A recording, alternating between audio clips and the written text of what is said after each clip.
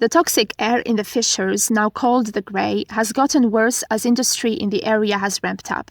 Back in the day, Cassandra tried to set up a ventilation system to make the air safer for everyone living below ground, but now Caitlyn decides to release the Grey on the undercity. Caitlyn, Vi, and the enforcers make their way through the underground tunnels and run into Hinot. They know he used to work for Smeech, but he insists he's done with that now. Jinx apparently left Hinot strung up and had even made creepy effigies of Caitlyn's team. Hinot warns them that Jinx is way off the rails and up to something big over at the pipeworks. She's heading for the old tunnels, planning to reroute the vents. Caitlyn is ready to cuff him, but Vi suggests letting him go. She warns that Jinx would pick up on their nervousness and use Hinot and others against them if they're kept as prisoners. Vi, feeling the weight of everyone she's lost, asks Caitlyn to promise she'll never change. Caitlyn embraces her, promising she won't. Meanwhile, Amara, who's posing as a member of Piltover's merchant guild but is actually a Black Rose witch, confronts Ambessa. Amara says she's there to settle a score, and that Ambessa has stolen something priceless. Using magic, she restrains Ambessa, saying she knows what she's after in Piltover and won't allow it. But Ambessa, armed with Noxian weapons infused with anti-magic, breaks free and stabs Amara. As she's dying, Amara warns that Ambessa should have let the feud go. Ambessa recognizes that her actions will have consequences and is advised to involve Mel, but she insists that Mel is better off as an enemy.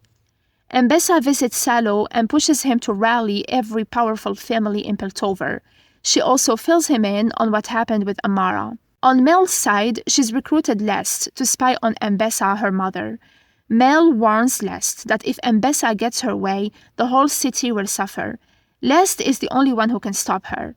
Lest informs Mel that Ambessa and Salo are working on a big announcement to set up Salo for power, with Ambessa pulling the strings. She also mentions a mysterious Amara, which piques Mel's interest. Lest gives Mel a vial of shimmer, which Mel plans to use against Salo. Elsewhere, Jace fills Echo in on Victor's theory about wild runes, naturally occurring patterns where the barrier between their world and the Arcane is thin. In most areas, the Arcane is dormant, but in certain spots it's more active. Jace wonders if the overuse of hex tech could be causing reactions that are somehow connected to these runes. Echo, Heimerdinger, and Jace descend 200 feet below the surface to a fail-safe. Jace explains that the fail-safe is underground, far from the main fissures, so it's unlikely to affect Zon.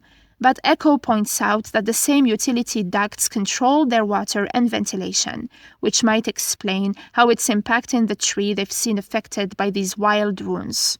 As they investigate, they're thrown into a void created by the wild runes, pulled into another dimension. Back in the Undercity, Vi urges Caitlyn to take a shot at Jinx if she gets a clear opening. Jinx starts talking, but Vi can't pinpoint her location. Jinx taunts Vi for siding with Piltover, even as they poison the Undercity's air. Vi says she's done pretending that Jinx is still her sister. Jinx already killed that part of her. Caitlyn finally spots Jinx and takes a shot, but it ricochets off a reflective shield Jinx set up. A fierce fight breaks out, with Vi facing off against Jinx, while Caitlyn battles Civica. The hex-powered weapons start to glitch out due to the wild runes.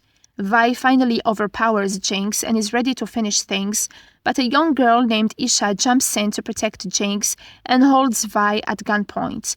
Caitlyn shoots at the kid to disarm her, but when Caitlyn is about to fire again at Jinx, Vi stops her, reminding her that Isha's just a kid.